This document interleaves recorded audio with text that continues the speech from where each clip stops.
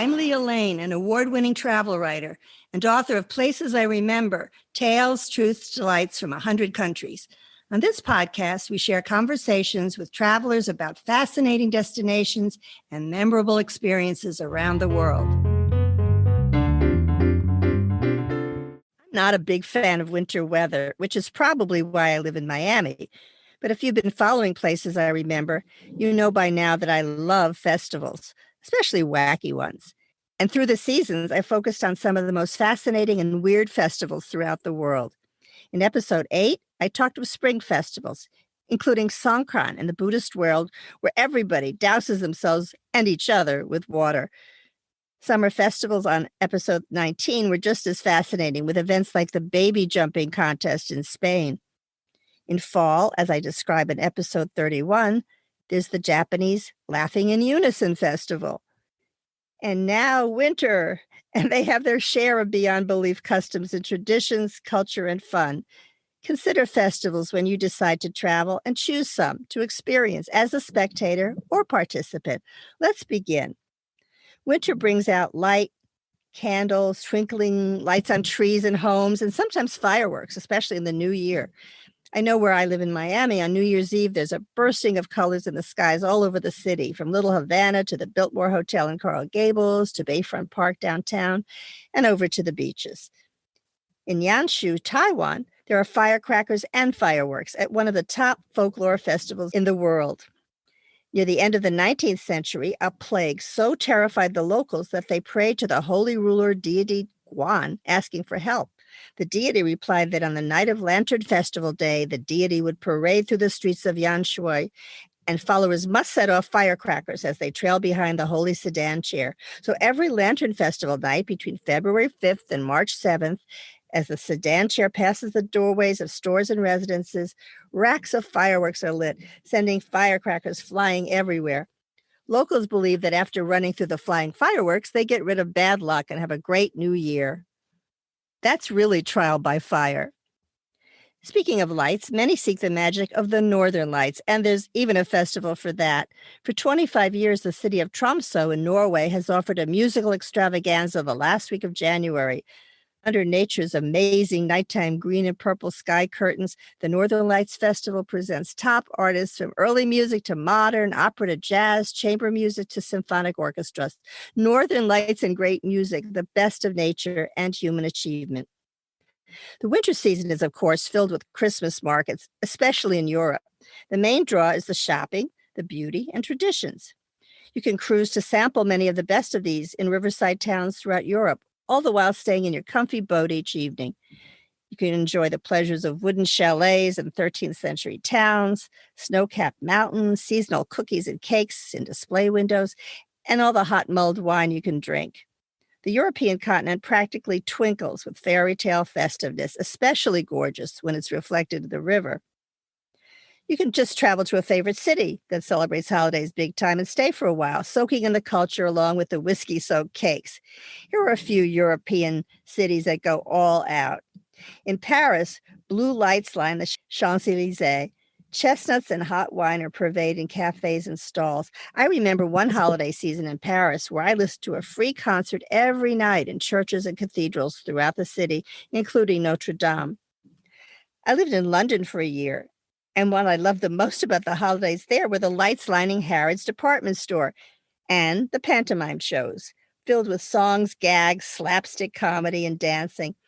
Pantomimes employ gender-crossing actors and combine topical humor with a story more or less based on a well-known fairy tale. I love that the audience is encouraged and expected to sing along and shout out phrases to the performers. Vienna's first Christmas market was held in 1298, and today it offers more than 20 events to choose from. Just 5 minutes apart by foot, Prague's Old Town and Wenceslas markets are the best, maybe because of the Gothic architecture and mulled wine stalls.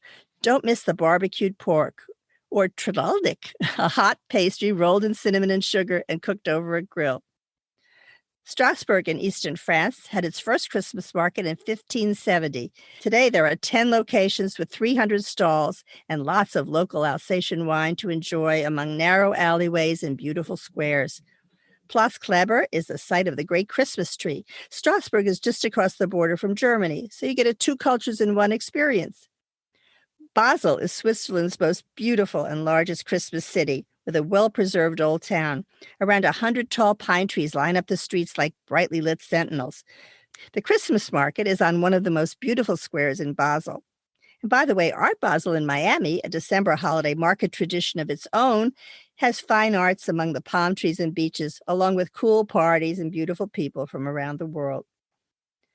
At Krakow, Poland, the Christmas market in the city's huge main square, there are hand-painted baubles that are a local specialty, as are the spiced nuts and boiled candies. In addition to Estonian Christmas dishes like black pudding and sour cabbage, which is better than it sounds, Tallinn's market, the best Christmas market of 2019, according to Europeans' best destinations, also has a Santa who arrives by reindeer-pulled sleigh. A Christmas tree has been decorated in front of its town hall since 1441, the first Christmas tree to ever be displayed in Europe. With its timbered houses and canal-lined streets, Colmar, France, on the border of Germany, is basically a fairy tale come to life year-round. And with twinkling lights, an ice skating rink, and an early 1900s carousel, it's one of the most charming Christmas destinations in all of Europe. The Heidelberg Christmas market is on all the squares in the old town and includes carousels, twinkling winter forests, and the beautiful ice rink on the Karlsplatz. The Helsinki market is one of a kind and non-traditional. You can play bingo for a vegan ham or watch a holiday outfit contest for dogs. Choirs sing Christmas carols, and you can relax in the wood-heated unisex sauna smack in the middle of the market in Senate Square. Tivoli Gardens in Copenhagen is decked out in more than 500,000 fairy lights. Danish treats include Eibleskiever, small pancake puffs topped with powdered sugar, or Honningherder, which is similar to German gingerbread, which is a honey cake filled with jam and buttercream and topped with a chocolate glaze. I'd travel there just for that alone. England's second city, Birmingham, boasts the largest authentic German Christmas market outside of Germany. It's in Victoria Square, and there are over 80 stalls which sell everything from jewelry to handmade toys. Chris the Singing Moose hangs out at the market's council house entrance. The annual Christmas market in Florence, Italy, usually runs from December, and it's in the spectacular Piazza Santa Croce. With the Franciscan Basilica providing a backdrop for 50 stalls, head to Piazza del Duomo for the nativity scene and Christmas tree, which is lit up on December 8th as part of the Feast of the Immaculate Conception. Let's move from the charming markets and focus on the wildest and weirdest winter festivals around the world, many of which have more to do with tradition and the season rather than holidays. Harbin, the ice city of China, is famous for its frozen winters, ice and snow sculptures, ski resorts, and exotic architecture. Every year from late December to February, the Harbin International Ice and Snow Festival turns parts of the city into a wonderland. The largest snow sculpture ever, entitled Romantic Feelings, measured 115 feet tall and 656 feet long. On 20th of December, 2007, a team of 600 sculptors from 40 different countries used 120,000 cubic feet of snow to create the Olympic-themed landscape, which included a French cathedral, an ice maiden, and a Russian church. This traditional party began in 1963, but was interrupted for many years during China's Cultural Revolution. We're glad it's back. For 200 years, a battle has taken place in the town of Ibi in Spain. People dress up in fake military uniforms and play out a coup d'etat, not fought with swords or guns, but with flour and eggs. The festival Flower Fight on December 28th is part of celebrations related to the Day of the Innocents, which is Spain's version of April Fool's Day. Citizens who disobey have to pay real money as a penalty, which is given to charities.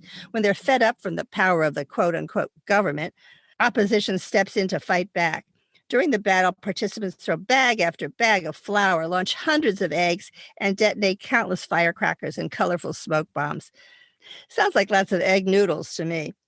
This festival would go well with La Tomatina, also in Spain, where tomatoes are thrown in the summer. Each winter, mermaids and mermen from all corners of the country gather at the Triangle Aquatic Center in Cary, North Carolina for the North Carolina Merfest, run by NC Merfolk, a fun-loving group of mermaids and mermen. NC Merfolk donates a portion of their proceeds to various charities that support the sea turtles on the coast of North Carolina, as well as other environmental causes. The Jaisalmer Desert Festival in India is held every year in February, located near the city in the Thar Desert. With a spectacular desert backdrop, performers provide folk music, dance, magic shows, acrobatics, puppet shows, and martial arts. The festival begins with the processions from the fort to the stadium. Locals in traditional bright costumes sing and dance, depicting the tragedies and accomplishments of the desert. The fire dance is a highlight. Inti Raymi, or Festival of the Sun, is an Andean festival in Cusco, Peru. More than 500 actors reenact an ancient Inca ceremony in adoration of the sun god. The 9-day winter solstice celebration is held in the Great Square and includes banquets, music, and thousands of people dressed in colorful costumes. Surva, the international festival of the Masquerade Games, is held in January-February in the town of Pernik, Bulgaria. Participants are men called kukri, who parade in homemade costumes and masks made of wood, leather, fur, and copper, and bronze bells. They dance, play games, make jokes, jump, jingle the bells, and roll on the floor. It's believed that kukri monsters are so ugly that any real monster would run away screaming. Well, I'm not a monster, but I might run. Some of the masks have two faces. On one side, good-humored, the other grim and sinister. The hope is that the evil spirits that winter brought have been chased away, and only good is to be expected in the future. Thai Pusam is the second largest Hindu festival in Malaysia and is celebrated in honor of Lord Subramaniamam, also known as Lord Murugan. To mark this day of penance and thanksgiving, Hindus pierce their body with metal skewers and carry pots of milk on their heads along a 4-kilometer procession. That doesn't sound easy, even without the skewers. Japan has some normal festivals, for example, the Winter Light Festival and the Sapporo Snow Festival. But let's focus on the wacky with our final two festivals. On the third Sunday of December on Monte Tago in Japan, people are encouraged to swear.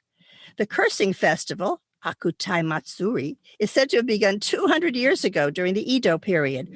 Workers in the garment industry, most of whom were women, were stressed out, and they longed for a break from their fatiguing task of making kimonos by hand. So they found a way to release their stress by cursing.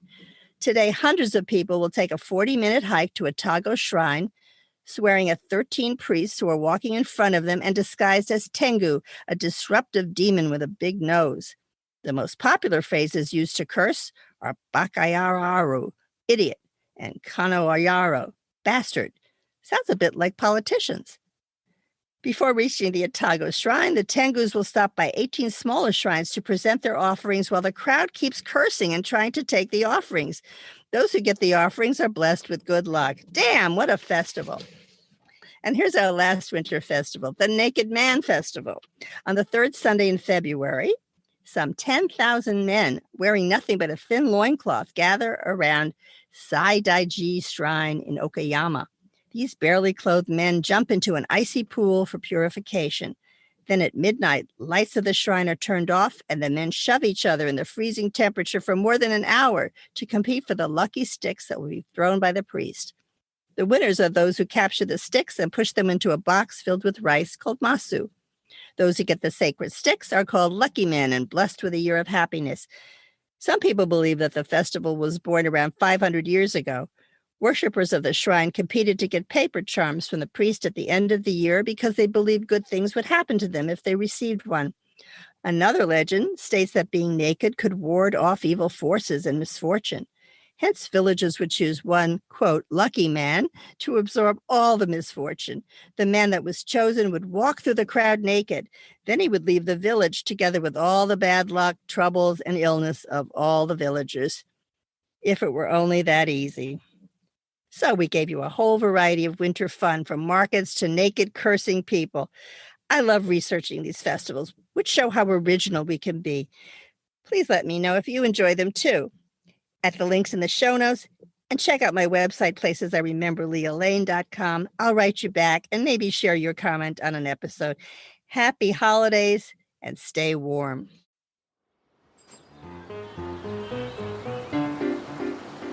Thanks for listening to our award-winning podcast. We've recorded over 100 episodes of Places I Remember. So follow us on any podcast app.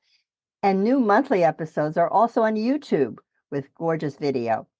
My book, Places I Remember, is available in print and Kindle, and I read the audio version.